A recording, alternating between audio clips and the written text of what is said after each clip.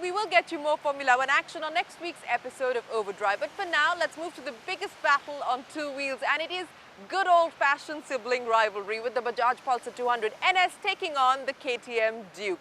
They do share pretty much the common architecture, but they are designed for different things. Abhay finds out which one you should put your money on. The Pulsar 200NS and the Duke 200 have been the biggest launches of 2012 and have impressed us with their styling, performance and handling. But the biggest question crowding the minds of enthusiasts today is which of these two motorcycles makes a better buy. So here I have the Duke with me and the Pulsar, and I'm going to ride these two and see which makes a better choice.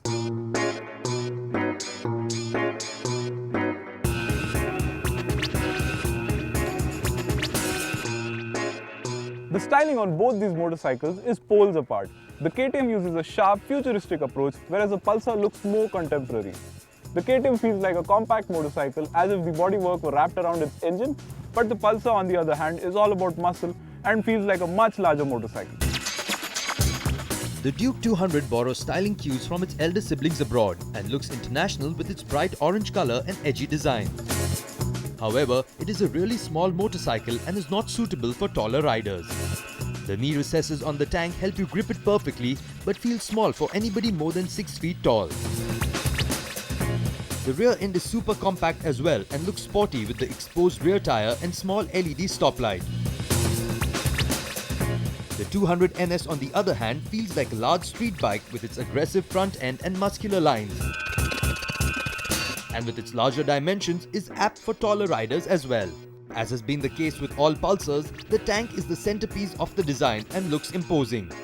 The rear end reminds you of previous Pulsars too, especially with the twin LED strips.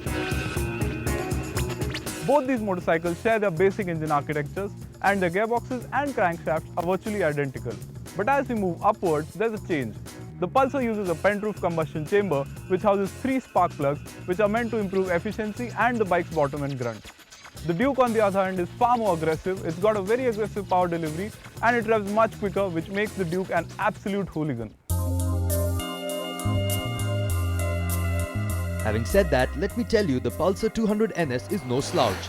It is certainly the quickest Pulsar yet and feels peppy throughout the rev range.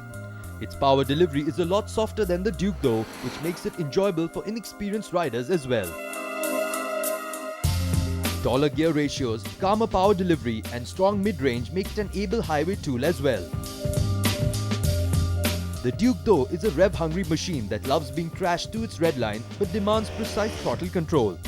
The Duke feels more eager than the Pulsar and is surely one of the fastest machines in the country when it comes to a traffic light GP. The 200NS is the best handling Pulsar we have seen till date. It scores brilliantly over the previous generation Pulsars and is a delight around corners. However, I wish its tires offer some more grip as they rob you of confidence when cornering. The Duke, on the other hand, is an absolute revelation. It's arguably one of the best handling motorcycles in the country today. It's got an able chassis, sticky tires and a very nimble feel which makes for a precise feel every time you tip it in.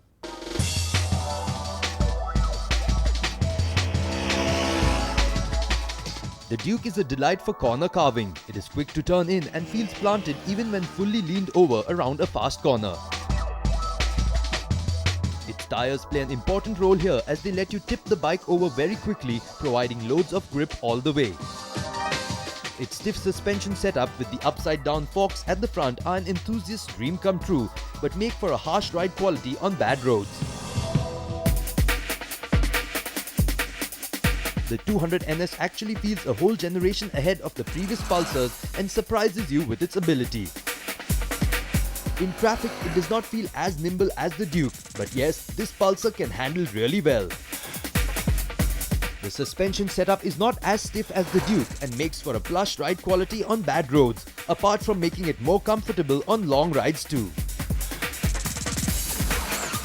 The 200NS is definitely the best Pulsar from Bajaj till date. It comes across as a friendly, fun-to-ride motorcycle. The Duke though is in a league of its own and is unforgiving, razor-sharp but immense fun for the experienced rider. But at the same time, it is nearly 40% more expensive than the Pulsar, which makes this Bajaj a steal at its price. So if you want an affordable and enjoyable motorcycle, you know where to put your money.